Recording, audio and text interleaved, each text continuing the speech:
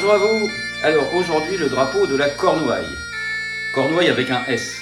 Il s'agit ici de la Cornouaille britannique sur l'ancienne île de Bretagne, l'extrémité sud-ouest en fait de l'Angleterre. Et on a rajouté ce S pour la distinguer justement de la Cornouaille française qui fait partie de la Bretagne continentale, le Finistère, le pays de Quimper en particulier.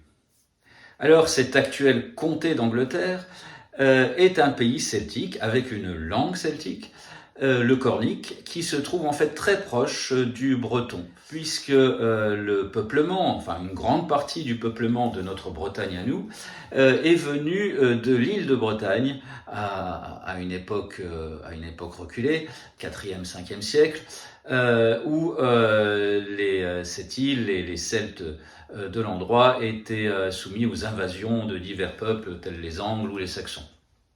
Et donc les Bretons, en arrivant en Armorique, ont apporté leur culture, tradition et également leur langue. Ce qui fait qu'effectivement, au Moyen-Âge, le cornique et le breton étaient deux langues très très proches, voire quasi similaires.